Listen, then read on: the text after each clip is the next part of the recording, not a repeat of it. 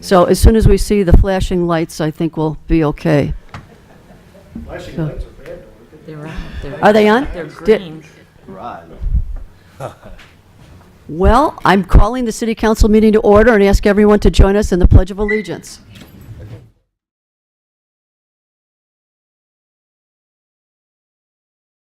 To the republic for which it stands, one nation, under God, indivisible, with liberty and justice for all.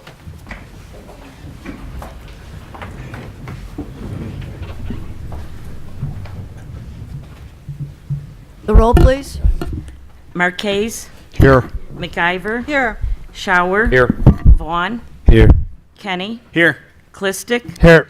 Belzak. Here. 7 present.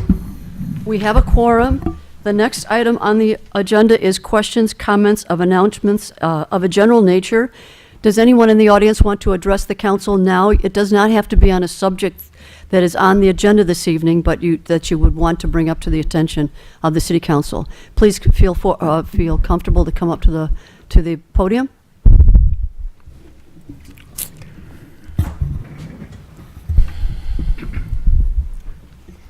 Hello, Steve Leopoldo, live on Farmingdale Drive in Darien. Last week was a much bigger crowd when we had the truck facility vote. These people are still here. We still care. While I was out canvassing door to door, I've got email addresses of like 200, 300 people that really care about this and how the alderman voted. But I'm willing to put that behind me right now if we can focus on protecting public health with this council. I would really like to see some proactive steps taken, such as I've been talking with Alderman Kenny about this, and I mentioned some of you others, a zero idling ordinance in Darien, particularly for large-scale diesel trucks. State of Illinois currently has some prohibitions around idling for excessive amount of times. Tier 4B diesel trucks, actually, their emission control stuff starts to fail when they idle for too long. I think we really need to be smart about this and look to do an ordinance very similar to the city of Chicago that protects public health from excessive diesel emissions if we're going to have a trucking facility nearby. There's no reason to not use our home rule status to start doing some things to protect public health. There's some other ideas I'm happy to share with the council at a later time, but that's one of the things I want to get out there because I think would have the most immediate effect on the health of our residents. An elementary school 4,000 feet away, my house about 4,000 feet away. Thank you. Well, as you mentioned, I think it's a EPA has idling rules. Is it the EPA? Well, the state of Illinois. The state of Illinois has idling, and because of that, we can take action. Actually, you can set slightly Yeah. more restrictive ones. We can't be more. Well, we actually took a look at this today. The city the state law has an idling time of no more than 10 minutes. City of Chicago has no more than 3 minutes. Sometimes in state law, Chicago's exempt from all rules we are, but that question came up, and I have to check that with the city attorney. Okay, all right. If we can make it more restrictive, like the 3 minutes Chicago made. There's several municipalities that are Yeah. not of the scale of Chicago that have more restrictive ordinances. And like I said, if it's not this, if we can be a little bit proactive as a council to make sure something like this doesn't happen again to us. Well, why don't you write us with all of your other ideas so we can have our attorney take a look at them? I'm happy to. Okay, Thank you. all righty. I think you were communicating with Steve via email. Yes, Yeah, we had recently. a couple emails Yeah. on the Yeah, Sterigenics. I'm just asking Steve Yes. to probably get some more ideas to you. Sure. So we can take a look. Steve, I paraphrased your email. I'll send the full thing off to him, okay? Did anyone else want to address the council?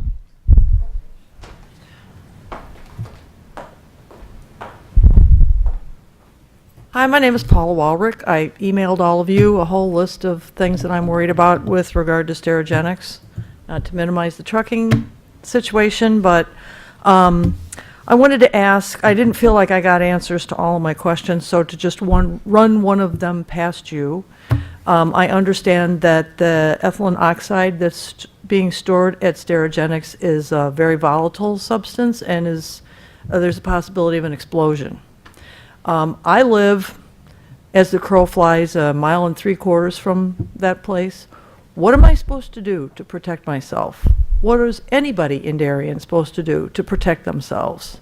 I've asked this question from time to time and heard, oh, the Tri-State Fire Protection District, they've got it all covered. But what are residents supposed to do? What do I do with my kids, with my grandkids, with my whatever, if I hear a loud noise, if there's a truck accident involving this substance?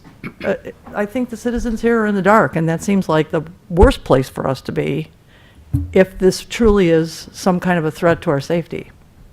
I think tonight is probably a bit good timing for that type of question. In the chief's report on city council meeting, he did an overview of the city's emergency plan and what the different entities do, and I'm sure he'll cover that under the chief's report tonight. So, and if you look on the city council agenda on the website, you can see the chief's monthly report and look at some of that also. Okay, thank you. Thanks. Thank you.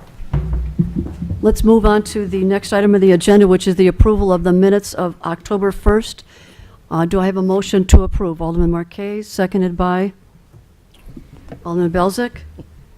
I think we discovered one typo in the minutes. Was there any other additions or deletions in the minutes?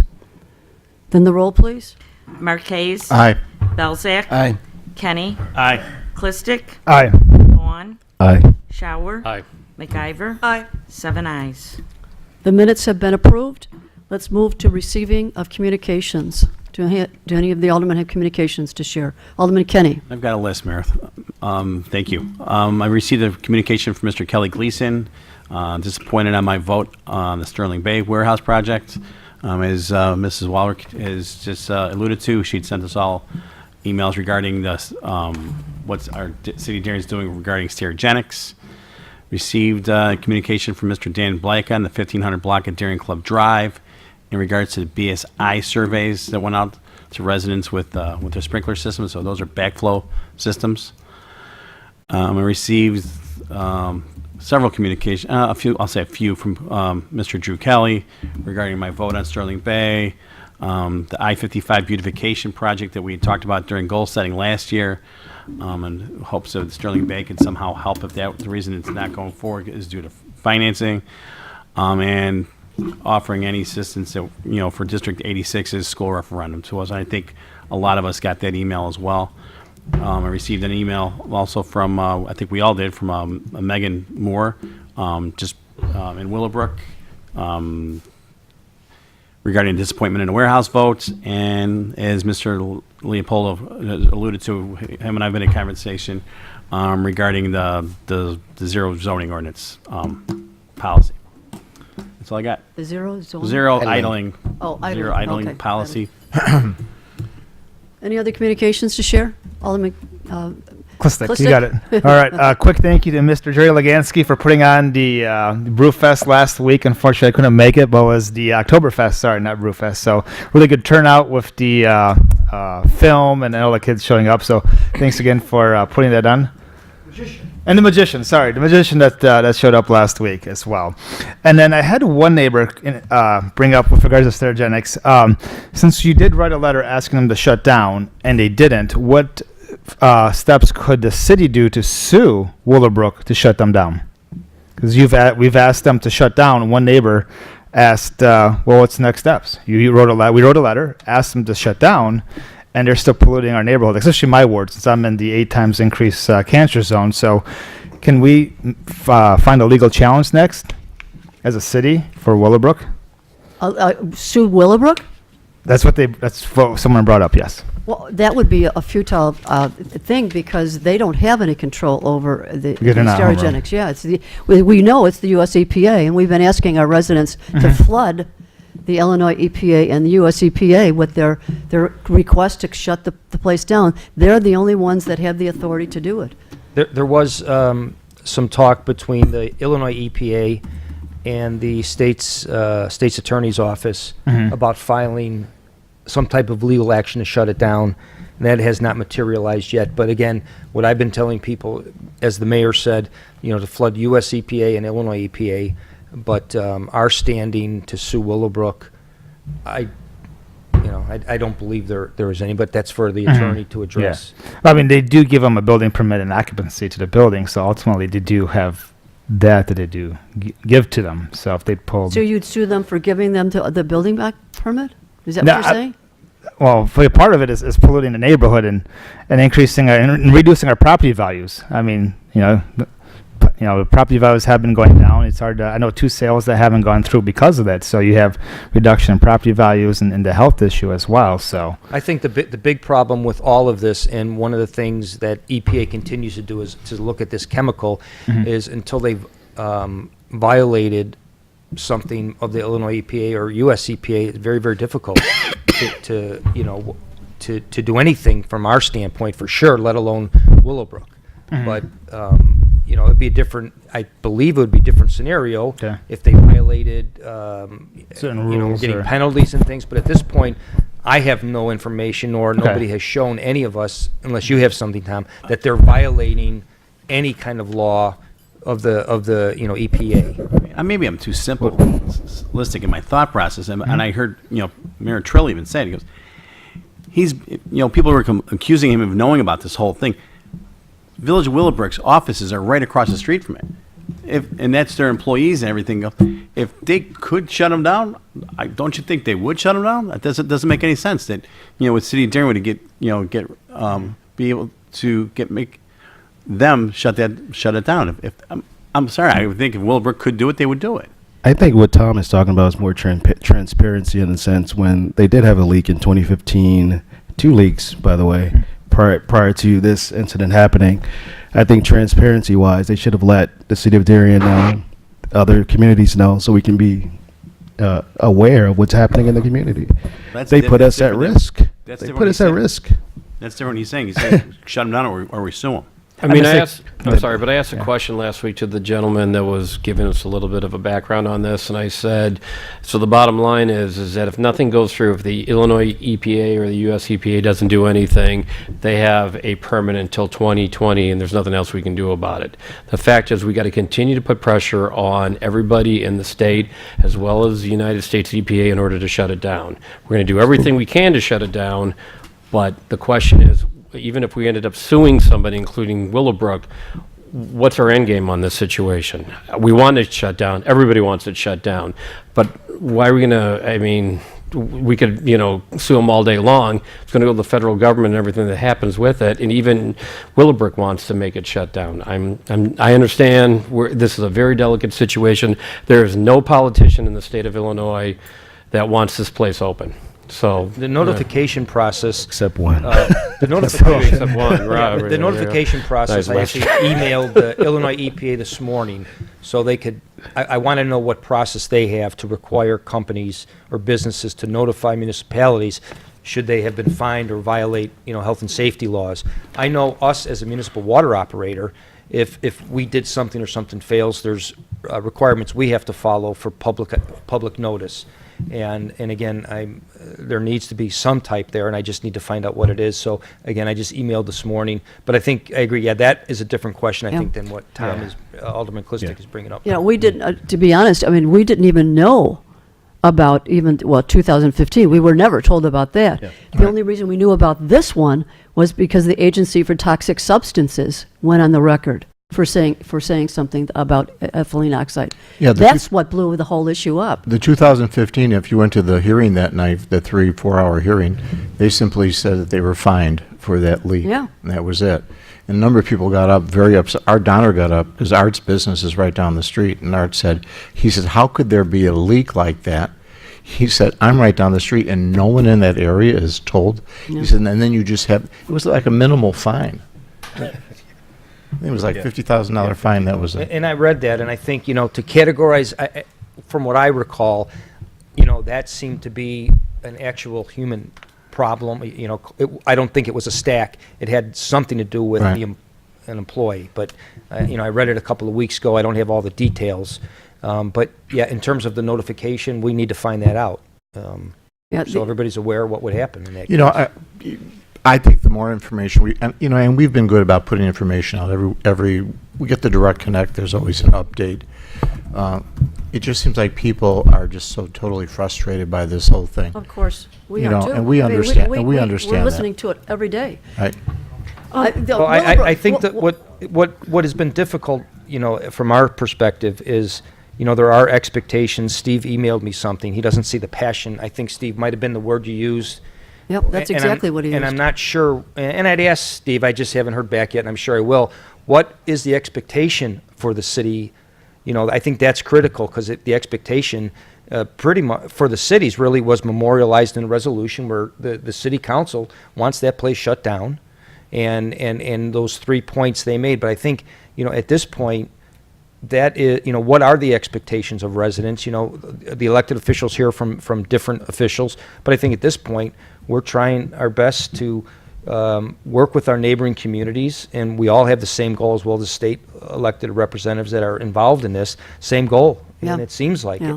it. But I don't know what else, Can I and ask- let me Steve will ask- get back to me on that, but. Do we know whether or not the Darien Park District, Hinsdale South High School, the local school districts, if they've taken any action? Yes, to- District 86 has. They all. Mr. Aikman, who spoke to us, he's a consultant for District 86. What about the local school, the elementary, the park district? I The mean, ones I've talked to, Joe, are aware of this. They haven't done anything that I'm aware of. They're following the issue. I know the high school has, Right, is part, the local schools, some of them were part of the, the sampling area. But I think, I mentioned this last, 2 weeks ago, the US EPA is planning a town hall type meeting. We just got word within the last couple of days, they're starting to work on the agenda. They emailed the mayor and myself for this Thursday, to start that planning process, so we could have, Another so they town can- hall meeting, They yeah. can conduct a town hall meeting, and we can get ready for that. And Alderman MacGyver will be joining on that call to help from your perspective, how we can plan this meeting going forward, or help them plan the meeting. And Willowbrook has put together a phenomenal task force. And I think you were all copied on the October 11th letter to Mr. Michael Korber at the US EPA, asking specific questions and asking for specific answers. So I think the task force that Willowbrook has put together is terrific, very, very professional. So we're waiting for answers. Yeah, the challenge comes, if someone has a bad salad or salmonella in a restaurant, you close them down instantly, right? So now we know a company making ethylene oxide causing cancer, and we have to debate it and take it forever. I know we're all frustrated, obviously, but this is the perspective I get from my neighbors, that someone's serving bad chicken, we shut them down, the health department's in there, done. You're over. Well, part of that, So that's part of the the good challenge thing we have about here. local government, us and the county is involved in that, is we are local. We're all right here. We're easily accessible. And if in that restaurant example, somebody can go to the satellite office for the DuPage Health Department, or if there's a city issue, they can come knocking on any of our doors. When you get to the state and federal level, it certainly is much harder to feel like you have somebody's attention. Yeah. But again, it does seem to me that the attention is at the EPA and the Illinois US EPA, and I guess we will all find out more at the next town hall meeting. So that is, kind of an interesting point, that public safety issues are regulated at so far away, like at the state and federal level, yet, like restaurant health issues can be dealt with locally. That is and yet it has much a longer, broader, more severe reach or Yeah, so significant. some of the things that again, whether it's stereogenics or whether it's other air type of pollutions, water pollution, they know no boundaries. So things like regulating vehicles and US EPA, they regulate some of those things. Yeah. But like the county here, yeah, they're close, and it's if there's a bad salmonella case at a particular store in a particular area. But I think at some point the feds might get involved with that if they find it's in the Midwest region or something. But Well, one of the, I am on whatever, following the Stereogenics Facebook, where there's tons of information. I really have to commend the citizens groups that have really rallied and just done an amazing job with respect to,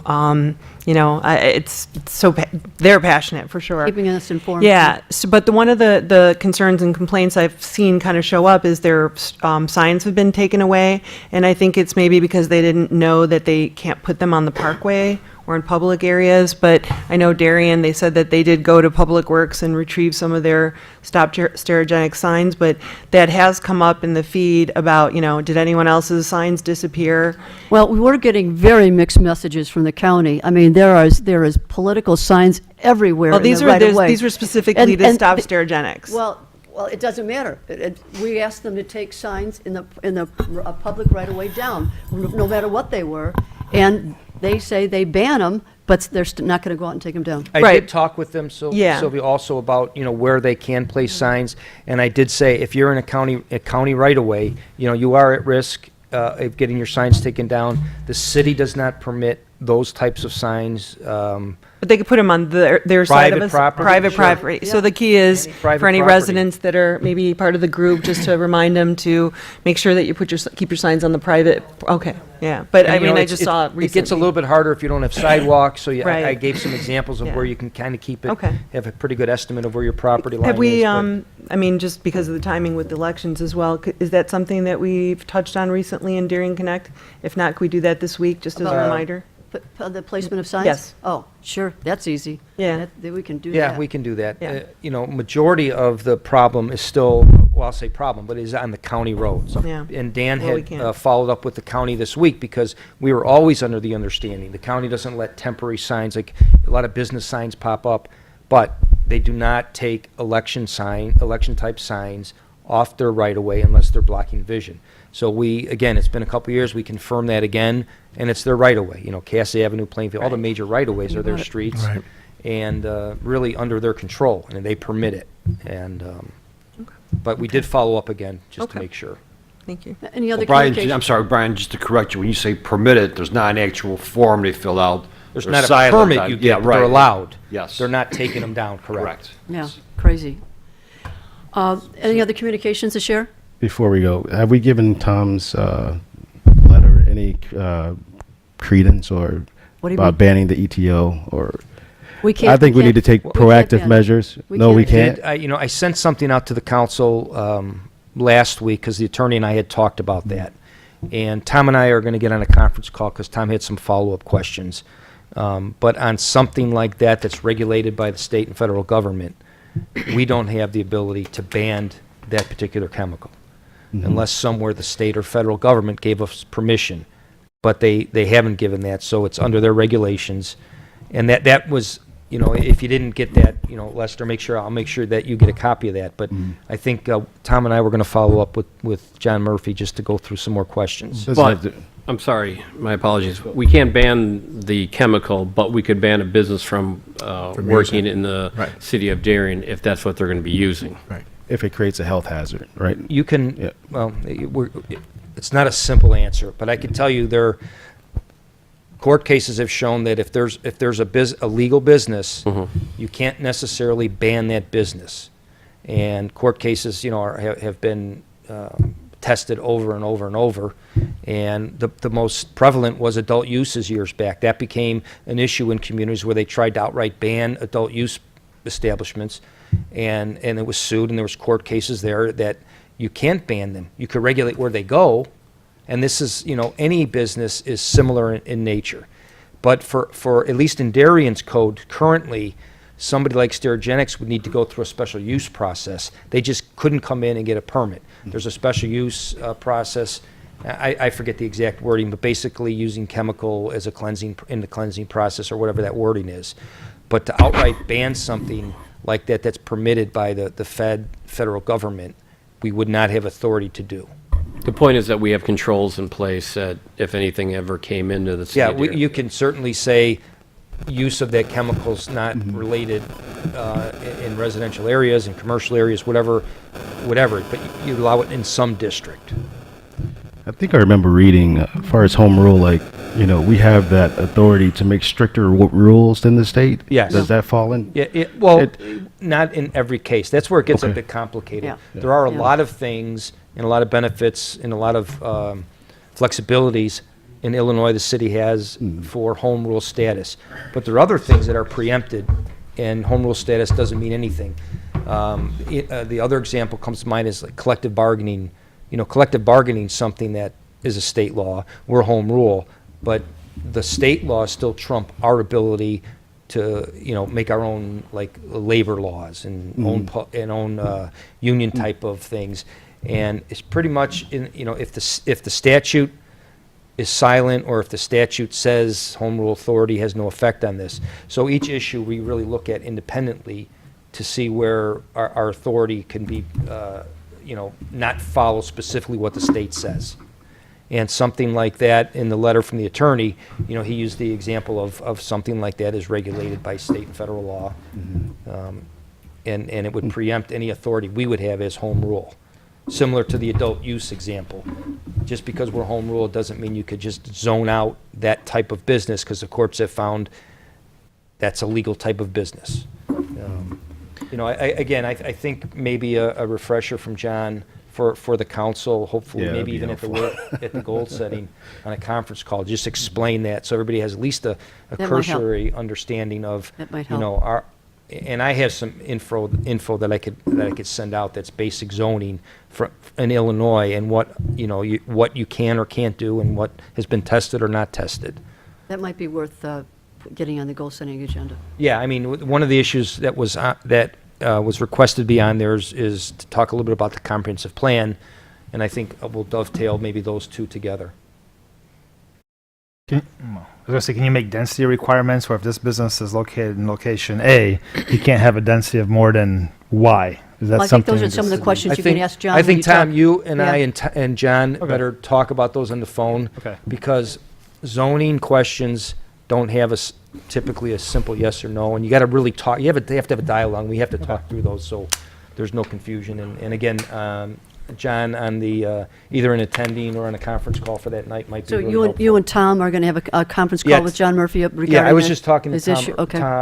Tom earlier today, because there's some questions he had for follow-up. And Okay. the only way to answer those is in person. Talking to Yeah, the talk attorney. through those so we can Okay. get those ironed out. Because Brian, the home rule issue is one of the, talking points that Willowbrook residents are saying, that's why Willowbrook wants to go out for a referendum or proposition, whatever it would be, to be a home rule community. It's so that they could ban it. So that's, Well, I that's a don't know little where- I bit didn't read confusing. that, nor I don't know where they got that from, but I Yeah. could tell So you. I don't know if in that's just a discussion In the or if they're midst of all verified. of these discussions, I just encourage everybody to be careful. Right. Because some people are coming up with Okay. solutions and suggestions that really, you really cannot do. Right. And, Okay. but we'll deal with that at the goal setting then. Thank you. So any other communications to share from the Alderman? Okay, let's move to the mayor's report. And before I get into the two items that are on my, under the mayor's report, I want to read a statement. We had it on Direct Connect under the notice from the mayor. Was it last Friday or the Friday before? This past Friday. This past Yeah. Friday. But for the viewing audience or those who have not seen our Direct Connect, I wanted to read the statement. It's regarding the Sterling Bay, the warehouse issue that we struggled with recently.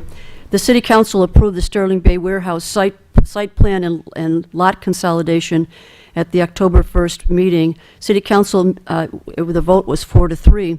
Since that approval, I have read statements from some individuals that have accused the City Council, administrative staff, and me of doing something wrong. I wanted to follow up with information so that everybody is clear on the city's responsibility regarding the warehouse proposal. First, I want to clarify that I had hoped the developer would choose not to move forward with the warehouse project. However, I knew that there was no basis for the council to deny the perfunctory approval of the site plan and lot consolidation plan. Both of those plans were in compliance with the Darien City codes, zoning codes, as well as all county, state, and federal laws. The city is responsible to follow applicable laws and court cases regarding an individual's right to develop their property. There was no legal basis to deny this development from moving forward. So comments I have read imply that the city had discretion regarding the approval of the site plan and lot consolidation plan. And any impediment the city would have put on this proposal would have been arbitrary and capricious in nature and would have led to certain litigation. Oftentimes, elected officials are faced with decisions that may not be popular with some people. However, the most important thing an elected official can do is to uphold their responsibility to treat all individuals fairly and impartially without infringing on their rights.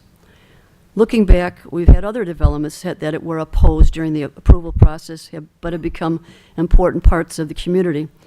Some will recall that we went through battles with Steak and Shake and Rolling Knolls on Manning Road, and Darien Ridge on 67th Street, and Walmart and Home Depot at their location, and even the marketplace of Darien, and then Crossroads of Darien at Lamont and Plainfield. And I recall the issues over the Myers Senior Housing Building. All of these facilities have become important parts of our community. So I wanted to get this out. This was directed by me, Kathleen Weaver, so that people understand exactly the difficulty and the issue that we had to face in approving Sterling Bay. So let's move on to the next item under the mayor's report. I have a consideration of a motion to approve the reappointment of the members of the Holiday Home Decorating Committee, and they are Elizabeth Hayes, Jim Kaiser, and Jerry Legansky. Do I have a motion to approve? Alderman Belzak, seconded by Alderman MacGyver. Discussion? Thank you. I'm just grateful that you are willing to serve again, and you've done such a great job. The roll, please.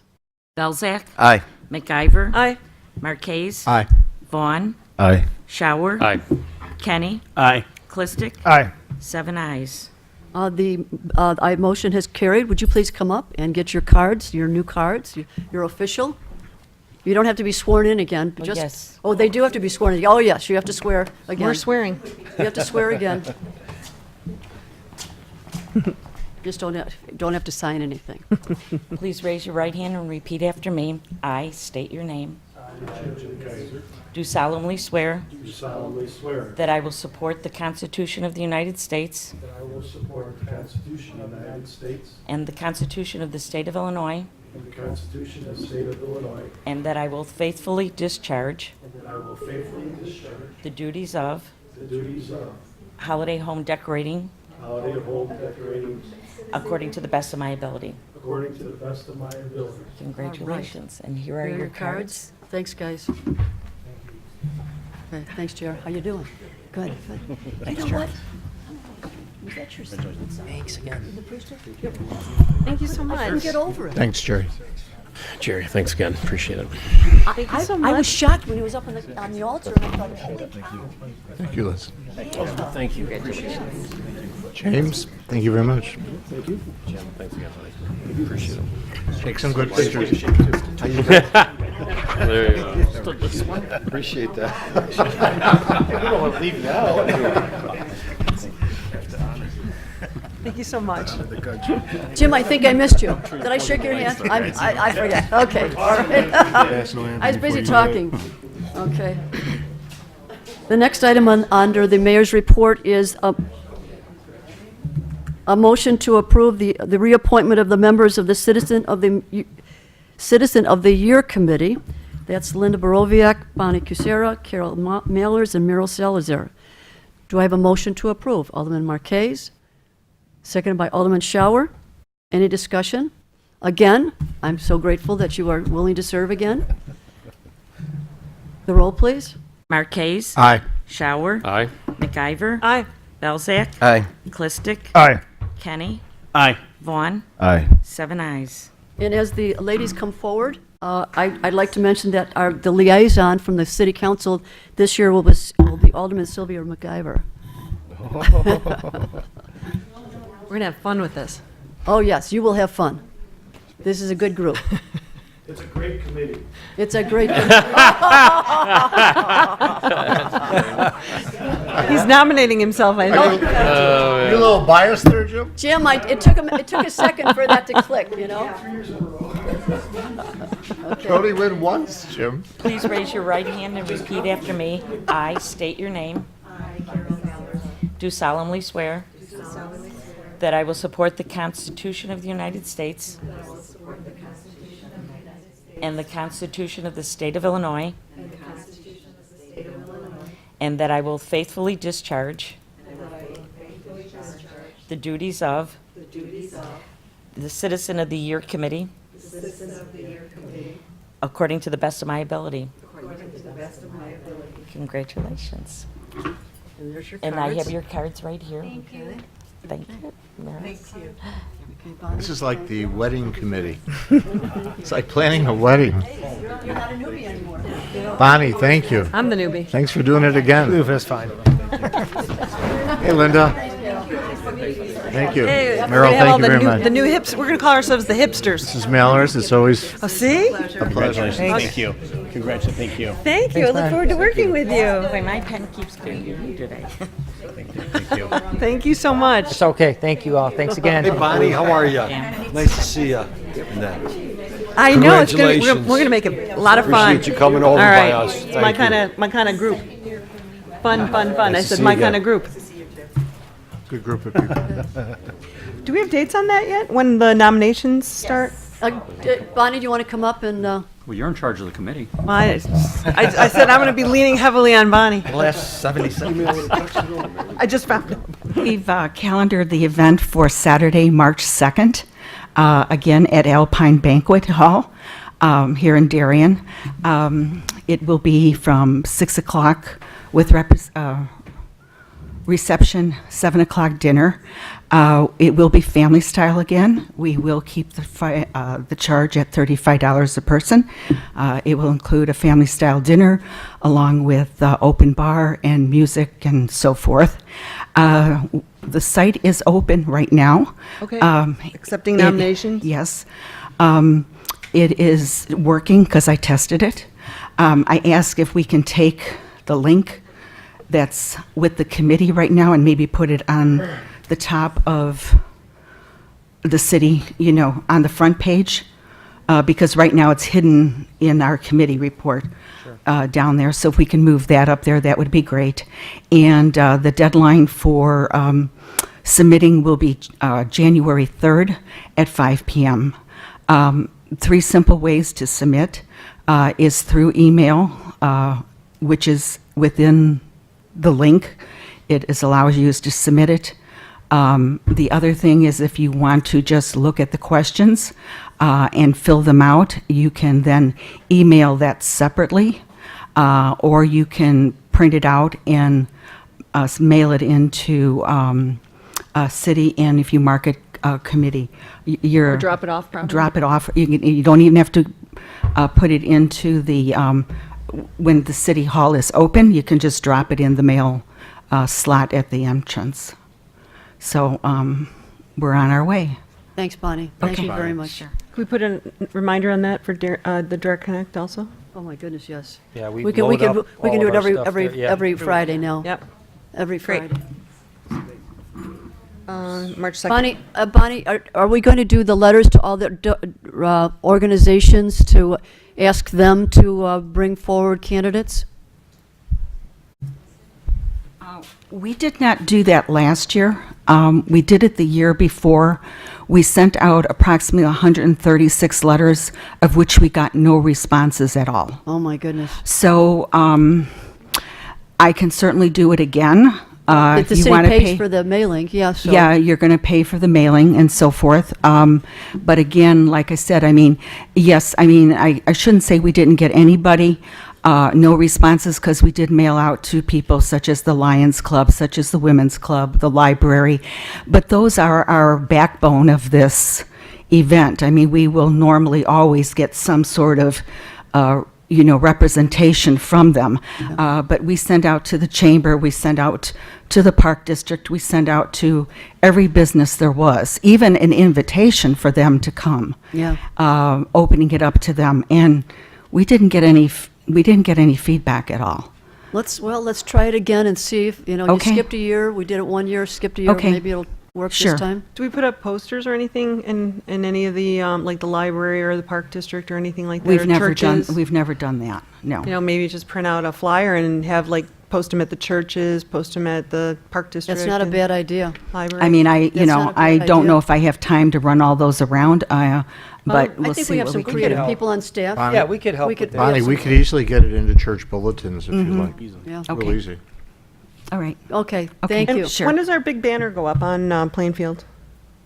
That usually just has the after- name of the yeah. candidate. Oh, Right, yeah, it's that'll not go up- accepting nominations type thing. No, it's not that The kind. name will go up on your Right, okay, wall that's here. after the fact, so it's not a, okay. Right, okay.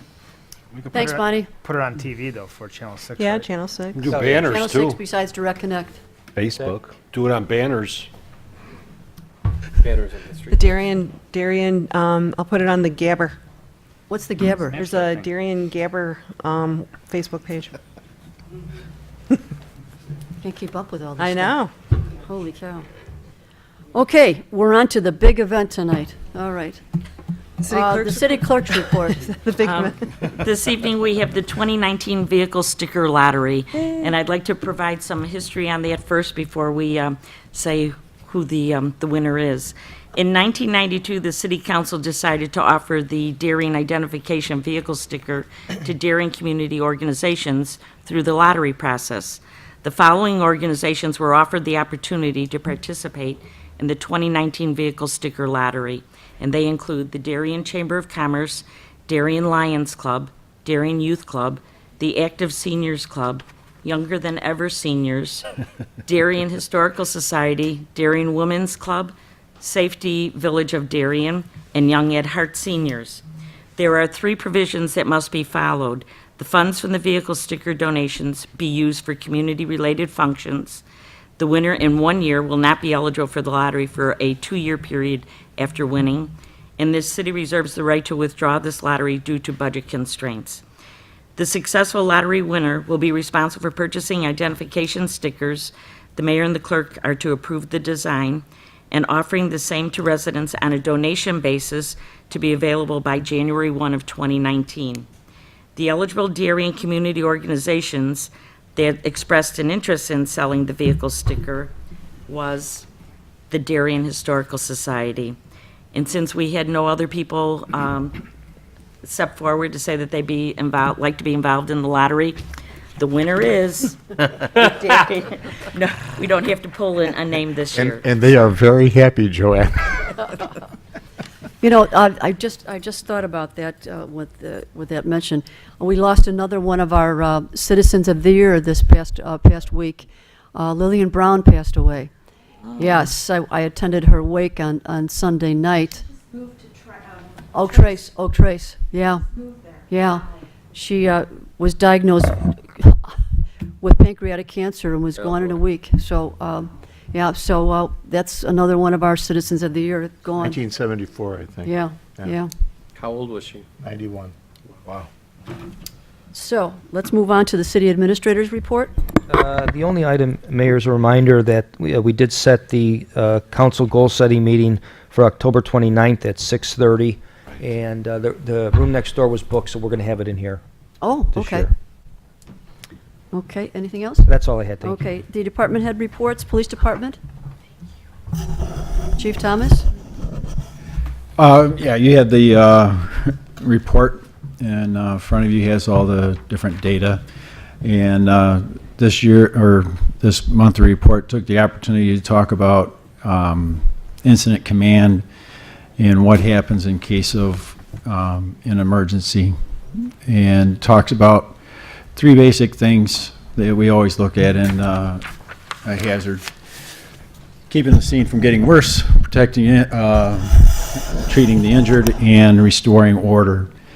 And it is impossible to think of every incident that you would possibly come in contact. September 26, 2014, I'm on my way to work, and the Aurora Air Traffic Control Center has a fire by a disgruntled contract employee, and I wind up responding and having to figure out how to ground 2,000 airplanes and do a bunch of different things. Never trained for that, and so you're going to get thrown into all kinds of different things. Same thing with stereogenics or any other type of business or function. You're going to be thrown into stuff that you have no ability to plan for, and that's why you keep it very simple to understand about keeping things from getting worse, whatever that may look like. It may be as simple as sheltering in place, shutting the windows, turning your AC off so that you're not venting into the house, all those different types of things. It could be some type of evacuation process. You may want to keep go on Twitter, so you have that immediate notification. Also, in a situation like that, we would make use of a reverse 911, so that we're calling the houses, calling cell phones in that geographic area to make notifications. And in that notification, you'll be told what to do, whether it's a shelter in place, evacuation, if it's an evacuation, how to get out of the zone or area without any kind of issue. So you're going in the right direction, not causing traffic issues and the such. Then treating any kind of injured at the scene, and then restoring order, whatever that may look like as well. The incident is Willowbrook, almost said Woodbridge, and it's also a fire issue. So the incident, call it NIMS, National Incident Management System, came out of fire services out in Colorado, California, and handling major incidents. The incident command, there's only one incident command, and that would be the fire chief of Tri-State Fire. They would call all the shots about what's going on. Our role as the police department would be assist with mostly any kind of traffic issues, inner perimeters, outer perimeters, helping with evacuations, those type of things. The actual incident itself would be a fire issue. They have all the material safety data sheets and understand what's required to deal with the situation, whether it's fire, explosion, hazardous material leak, whatever that case may be. So everybody wants to know every little detail. It's impossible to know every detail until that situation happens, which is very unfortunate. Police department trains frequently, especially with all the issues with active assailants. So we do a lot of training that way. We do tabletop exercises. We do a number of different training to make sure that everybody knows their role in incident command and how that's set up and processed. Chief, I remember participating with DuPage County with emergency response and doing tabletops with them years ago. Would they be involved in an incident, for example, with Sterigenics? Would they be involved? It or would all just be depends. local? It would be just local, tri-state? You know, it depends. If it's 1 or 2 gallons a spill inside the facility that's all contained, just the local fire department's probably going to go there and deal with the issue. If it's a major leak, then you're probably going to have people from all over the state coming. Alderman MacGyver? Thanks, Chief. The one question I think that maybe residents have tried to understand is, say in situations where it is the fire department taking a lead, and there might be various situations, not just Sterigenics, where that might be the case. Do the departments meet on some regular basis to kind of talk about how their emergency operations sort of would kind of connect with each other, just kind of get together, I don't know, quarterly, annually, whatever the case may be, to talk about these things? So It's monthly we get together, police and fire chiefs. Okay. It's handled through DUCOM, and we do have those type of communications frequently. Tri-State just had a meeting in their September meeting, which went over a bunch of information very similar to what I've just went over. So yeah, those conversations do occur. So they go through DUCOM as well? Yes. Okay. Thank you. Alderman Clistic? Thank you, Mayor. 3 quick questions. On page 6, it shows there were 2 rapes in August 2018, none last year, but the percentage changed. It says 00. Is that probably just a typo? That needs to be updated on page 6 at the bottom. There's total robbery and rape. There's 2 for August 2018, 0 for 2017. 1 year change says 00%. So I think that's probably just a typo.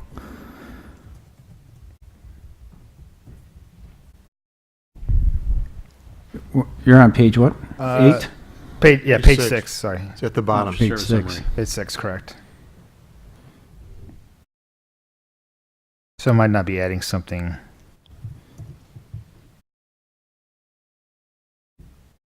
So, for example, warrant went from 1 to 3, it went up 200%. But for rape, it was 2 last month, but 0 last year. So it would be.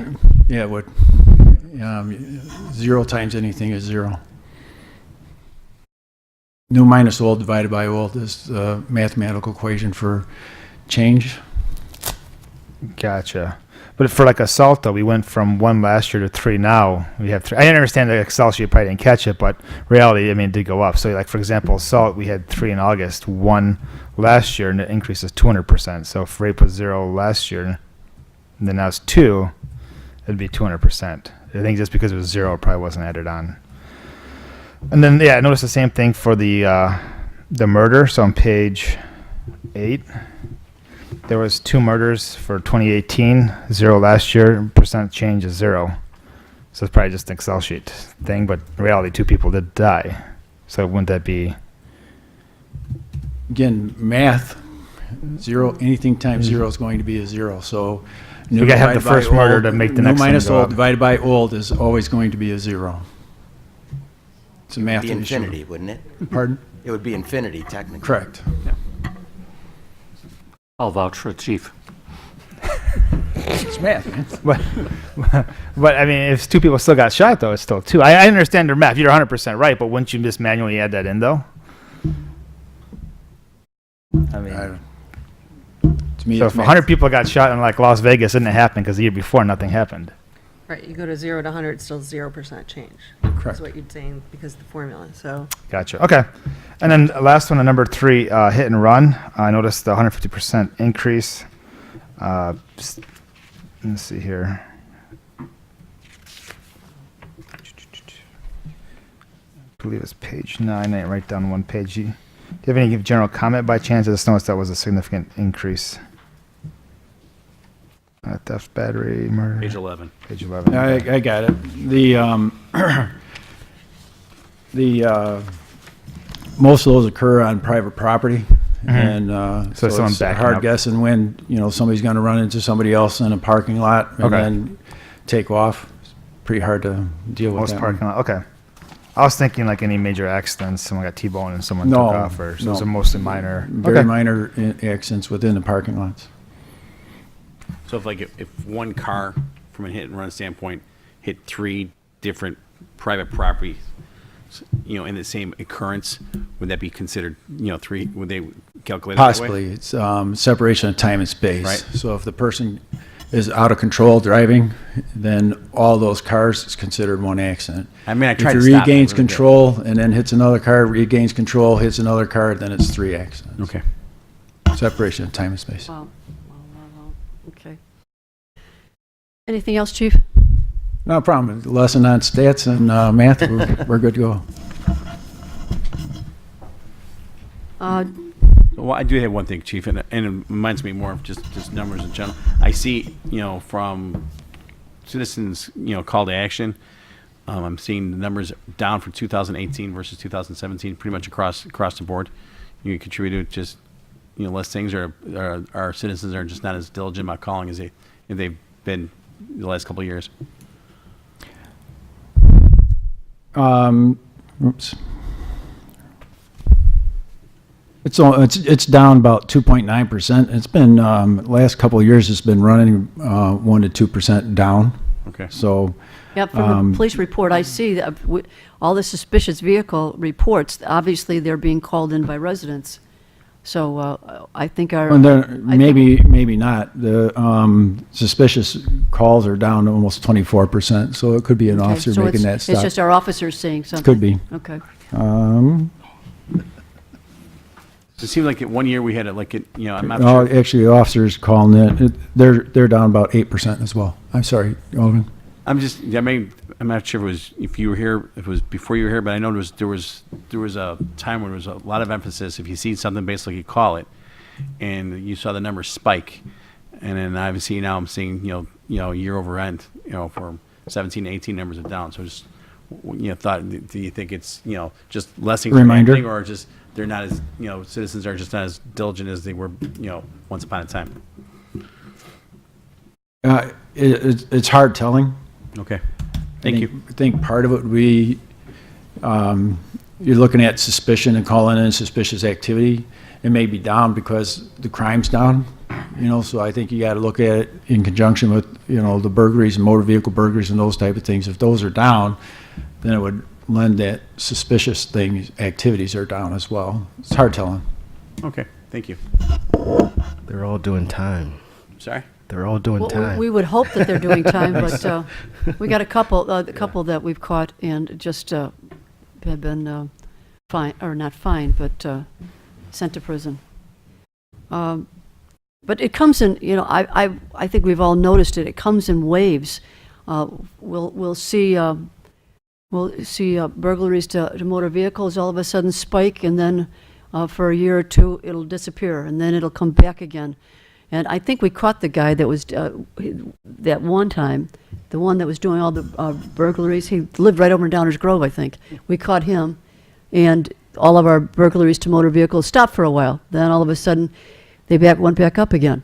The lion's share of those motor vehicle burglaries are youths out of Chicago coming out in droves and just working the neighborhoods, checking vehicles for unlocked cars. Yeah.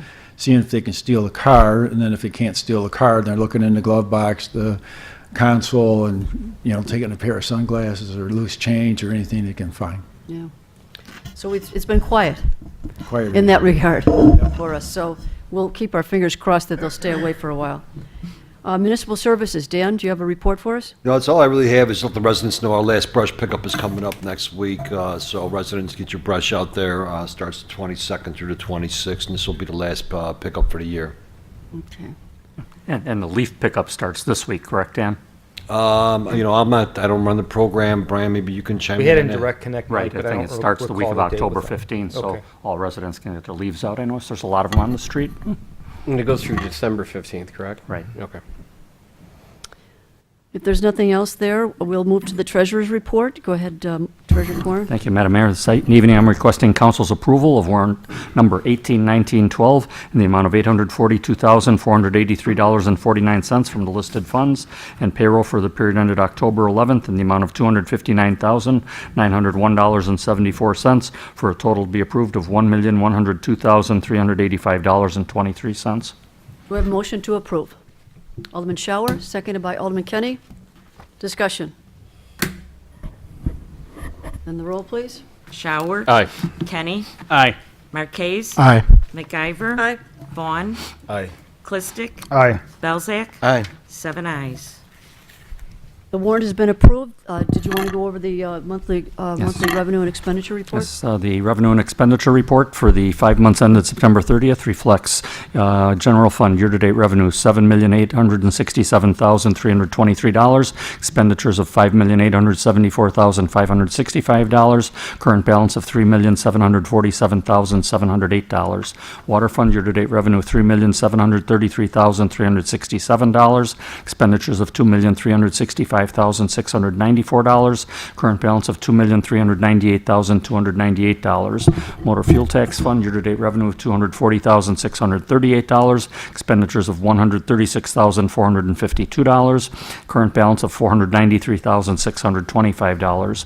Water depreciation fund, year-to-date revenue $3,448,636, expenditures of $1,330,590, current balance of $2,232,091. And the capital improvement fund, year-to-date revenue $206,160, expenditures of $3,177,832 for a current balance of $5,600,374. Any questions for the treasurers on the report? And I know he wants to talk about the police pension. Oh, It's hi. under- I was just going to mention to everyone, the police pension fund will have their quarterly review. This will be for the quarter ended September 30th. It's scheduled for November 1st, which is a little bit of a change of date. So it's a Thursday night across the street in the police training room at 7 p.m. So we'll have the investment advisors going over the performance through September 30th, which should be a lot better than it is through October. So I'm sure they're hoping for a turnaround before December 31st comes. Okay, let's move on to standing committee reports. Alderman Marquez. Thank you, Madam Mayor. Just a reminder, Municipal Services is meeting next Monday, October 22nd, 2018, here in the council chambers, at 6:30. That's a week from today? Yes. Okay. Any other, Chairman? Alderman MacIver? Thank you, Madam Mayor. The next meeting of the Darien Police Committee will be on Monday, November 19th, 2018 at 6 p.m. in the Police Department Training Room across the parking lot, pending agenda items. Okay. And Alderman Shower? Thank you, Madam Mayor. Our next admin finance meeting will be held on Monday, November 5th at 6 p.m. in our upstairs meeting room. Thank you. Let's move to questions. Just one. Oh, I'm sorry. Sorry, I didn't look that's up. okay. I'm sorry. That's no problem. I know we already passed it, but a quick question for Dan. I know the building code reviews from the consultants was $7,000. How many hours did they spend on that?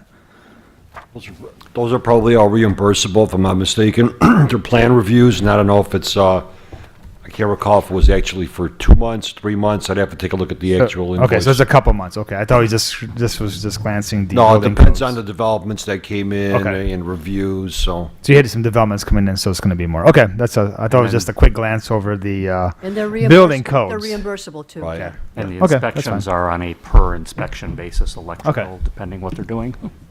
That's all. Thanks. Okay. All righty. Questions, comments, and agenda related? Do any of the aldermen have questions? There's only 2 items on the consent agenda. Does anyone in the audience want? Three. A, B, and C. I'm sorry, 3. items. My eyes betrayed me. I will open it to the audience. Did anyone in the audience want to address the items on the consent agenda this evening? Then let's move on to old business. And there being no old business, I'll move to the consent agenda. We have 3 items. The first one is a motion to grant a waiver of the raffle license bond requirement for Hinsdale South High School for their booster club. The next item is a motion to approve a transfer from the general fund to the capital projects fund in the amount of $550,000.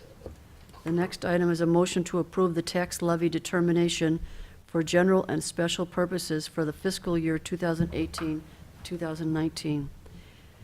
Do I have a motion to approve? Alderman Kenny, seconded by Alderman Shower. Discussion, no discussion. The roll, please. Kenny? Aye. Shower? Aye. Marquez? Aye. Belzak? Aye. Clistic? Aye. MacIver? Aye. Vaughn? Aye. 7 ayes. All items have been approved. The next item is new business, and there is no new business, so we'll move right to questions, comments, and announcements of a general nature. Alderman MacIver? Thank you, Madam Mayor. I think Brian mentioned it, but the goal-setting session, so for the audience that might be interested in... He did mention it, October 29th. Yep. Yep, and we're going to have it here. Oh, that's right. In this chamber, because the police facility is, police training room is booked. Okay. Yes, Alderman Marquez? Madam Mayor, just a reminder, we won't meet again until after this occurs, but the Lions Club Halloween party for the children of the Darien community will be on Halloween this year over at the Sportsplex. Okay. And I think it begins about 6:30 and it goes till 8:30, quarter to 9. Ice skating and the whole bit, huh? Yeah, the ice skating, and then one of the soccer fields is utilized with for games and for blow-ups and for a graveyard scene, and it's really a nice opportunity for kids to enjoy Halloween without having to go door to door. It's a nice, safe venture for the children of Darien. You bringing your children, Alderman MacIver? I used to. What time was that again? 6:30. 6:30. It used to be fun. It for is them. fun, yeah. They would skate with their costumes on. Yes, yes. Do, There's no well, further... do we have any Halloween hours or no? Usually we don't have Halloween We hours, do not. correct? We So do it's- not. We don't. We do not regulate that. Okay. I think the nighttime kind of regulates it. The darkness sets in. I guess, yeah, the time is not going to change until after Halloween this year. It's dark at 5 or... Already, it's 6:30. It's dark, but It's dark. They're still knocking on doors at 8 o'clock at night. well, those are the teenagers, you know. A Well, lot of people will turn their lights off. as a yeah, courtesy I to never to get let any. the kids know I they never might get not. anybody. Yeah. Well, if there's no further, any announcements, I forgot to offer it to the audience. Anybody announcements? No. Okay. Then I'd like to ask for a motion to adjourn. Alderman MacIver, Seconded by Alderman Shower. All in favor? Aye. Thank you.